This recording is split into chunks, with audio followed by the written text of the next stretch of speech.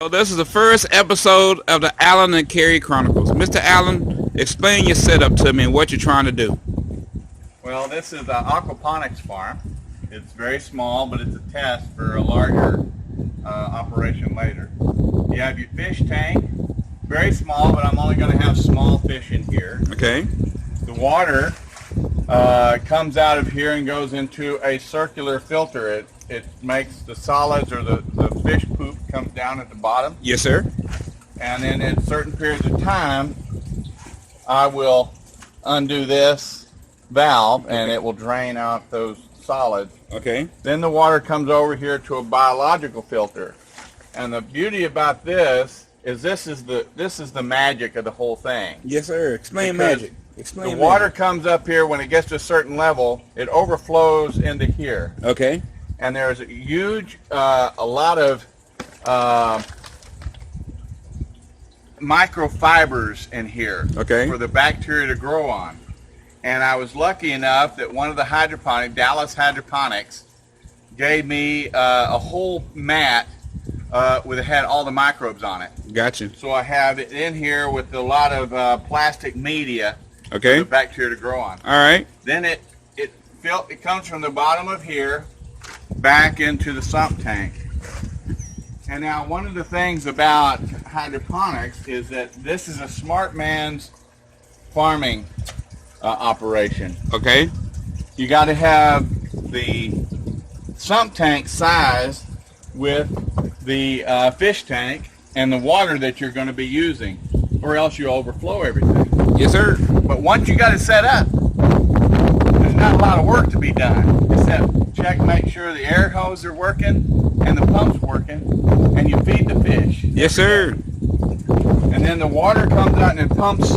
There's two circles. One is from the sump tank, the fish tank, to the filters, back into the sump tank. Gotcha. And that cleans the water. Okay.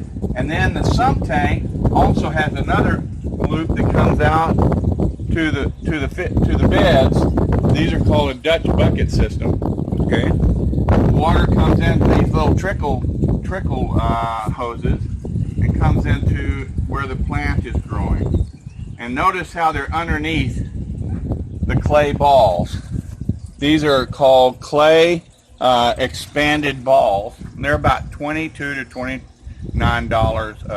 like a 40-pound bag.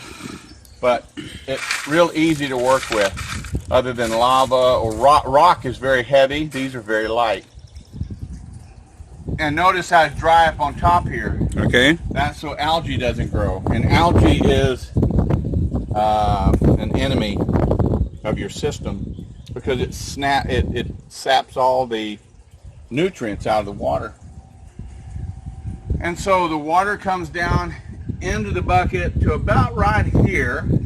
How high does the water go in the bucket, you think? The water goes about that high in the bucket. All right. But see, the medium in here, if you go down a little lower, it's moist. Uh-huh. Because the water is trickling through all of this. This thing is trickling up underneath. Look. All right. And it's trickling up underneath there. There you go. And then as the water gets to a certain level, it drains out the back. If you come around on this side, Okay. Hang tight. you can see the drains. The drains come out Excellent. Excellent. and drips into here. Now I've got one little leak. I've got to. So you don't want your water leaking because that's your nutrients and your bacteria. You don't want that to go away. So there you are. And then this big pipe, you have to have 1 1/4 to 2 inch pipe for this, Okay. or else the water will back up. So you have to have a bigger pipe. These are 1/2 inch, and these are the pressurized kind of tubes, but they're a lot smaller. So it just works perfectly. And those are the pressurized tubes right there? Yeah. All right. Well, Mr. Now, Allen? most of the pipe is Schedule 200 pipe. Now, I do have this 2 inch pipe here at Schedule 200, but my 100, the difference in the pipe is this is schedule schedule 100? No, 40. Schedule 40 pipe. Real thin and lightweight, which is what you want. Whereas these are thick and schedule 200. No, this is schedule 100. No, let's see. No. Yeah, this is schedule 200. The same thing. This is, you can notice how heavy this pipe is. It's twice the weight.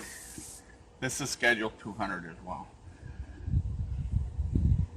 No, I'm sorry, schedule 40. The thicker is schedule 40. Okay. Okay. All right. Well, Mr. Allen, I appreciate you. And now we're going to get the pH right so we can put the fish in. All right. Let's go check this out. Are you gonna test? Or are you gonna? Huh? Are you gonna test? Are you? Yeah, I'm gonna test. You wanna watch? Yeah, let's check it out. We're gonna try again. Our pH was too high. Now I got this. This just tested pH, but they got these strips. Gloria. Okay, I'm listening.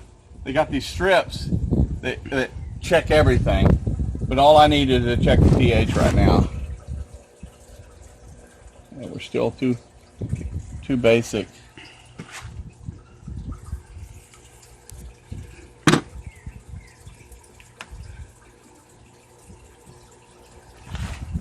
We're still about the same. I think we're still about the same, aren't we? Let's check it out. Let's hold it up so the viewers can see. What do you think? Right there. No, to the left a little bit. To the right. To the right. To the right. No, it's not that. Huh? What? That's about right there, right? Yeah. Right about 775? Mm-hmm. Still. Is it still too low or too high? Still too high. We're trying to go down. Now, how much time does it, after you drop that in there, how much time would it take for that to reflect? It may take a couple hours. Yeah, because it has to cycle all the way through and back up before you Yeah. check it again. Okay. But just in case it is too low, I've got to get it down to around 6.4 to 6.8. Okay. Now, how many gallons of water do you have in here? This is 40 gallons. This is holding about 35 gallons. So- but it's a 50-gallon tank. Okay, so for a complete cycle, how long should a complete cycle take? About an hour. So we're looking to get it mixed good, probably about a 2 to 3 hour test. Is that fair? That's pretty good. All right. That's pretty fair. So the next time we check, it'll be 3 hours later. We're going to check the pH balance. There All we right. go. Mr. Allen, say sayonara. Hey, thank you very much. All right. Oh.